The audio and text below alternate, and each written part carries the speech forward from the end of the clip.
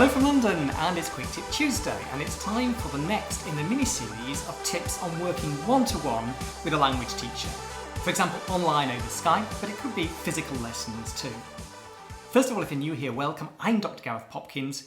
Here I discuss language methods and tips. We also have interviews with inspiring language learners and movers and shakers, and the channel also showcases some of my vlogging.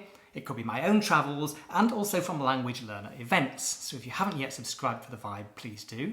And if you want to get my free How to Learn a Language webinar training, then follow the link underneath this video. Today's topic is working with several teachers at once.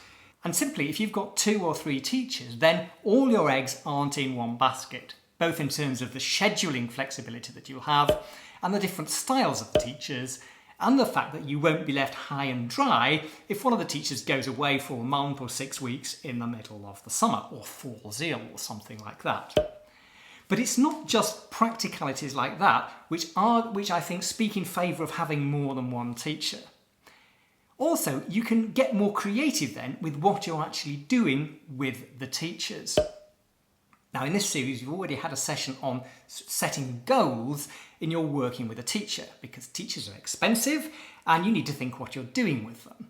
And I was saying that you maybe want an overall vision for why you're learning a language, but also shorter term goals for the next couple of months or the next 10 weeks or so, whatever it is, and how they're going to fit in sort of your interim path goals on your language learning. And so you need to think about those concrete goals and how they fit in with how you might use more than one teacher. Find your teachers, book in. I usually alternate, so for Basque at the moment I've got 2 teachers. One I usually see on a Sunday, the other one is only available during the week, and I would typically see her maybe on a Thursday morning before I go to work. And I know precisely how I'm working with both of them in a way which doesn't conflict, doesn't lead to a feeling that I'm wasting the time, but actually reinforces what I'm doing in my overall study plan with Basque.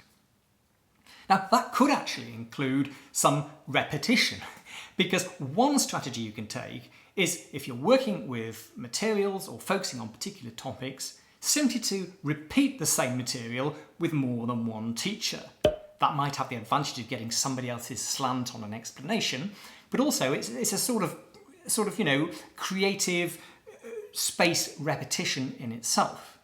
Now, one way I've done this is to work with one textbook and to cover, say, chapter 5 with one of the teachers, and then a couple of weeks later cover the same material with another teacher, and then move on, always several chapters behind, with the other teacher.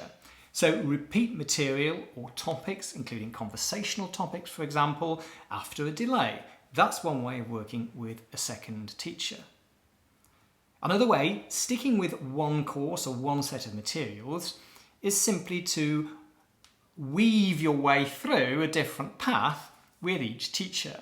So I've done this, for example, with the materials I use for Basque from the HABE agency, which promotes Basque to adults. And I would use, say, Unit 20 with one teacher, Unit 21 with the next teacher, then Unit 22 with the first teacher, Unit 23, and so on. So I was moving forward, but sort of weaving my way through with both teachers. I've done that as well with German. So when I was using the Mittelpunkt textbooks for the C1 exam that I took in German at the Goethe Institute several years ago, I was doing different units with both teachers. And that was a way of keeping focused on one set of materials and moving faster than I otherwise would have done. You could, of course, use completely different materials with the 2 teachers, and that's what I'm doing at the moment with my Basque. So I'm still using the HABE materials with one of the teachers. With the other, I'm using the Bakarka course, which takes a rather different approach to the language. It's a more traditional grammar translation type method. I'm using that with the other teacher. So I get the benefit of the different approaches in the 2 courses, and I keep it clear by having one with one teacher and one course with the other teacher. I've also used different materials, for example, when I was doing my mini Icelandic project a couple of years ago. So with one of the teachers, I used colloquial Icelandic, where I started right at the beginning. Another of the teachers had her own materials, and I thought, well, I'll try something new from her, and I worked with those. If you're not following a set of materials, but you are working on particular skills, then of course you can double the amount of practice you're getting as well, rather than focusing on different things with different teachers. So when I was preparing for my Russian C1 exam, the TRKI third certificate retake, I had 2 teachers on the go, and I was mainly practicing writing skills, because that's what the paper was in. And towards the end, I was focused on doing exam questions, and I was just doing more of them than would have been possible perhaps with one teacher due to their availability and so on, and to keep some variety and to see the different approach that each teacher took to correction and so on, because there can be differences. So I was submitting written work to each of them, and that fitted in with their timetables as well, better perhaps than if I'd been trying to bombard one teacher with one set of materials. So in short, it's great, as we've said before, to have more than one teacher. But think as well about how you're going to use the 2 teachers, or the several teachers. How does what you want to do with them fit into your intermediate path goals, if you like? And how are you going to structure the work with each teacher in a way that you feel is optimal and squeezes the most out of your money and out of your time?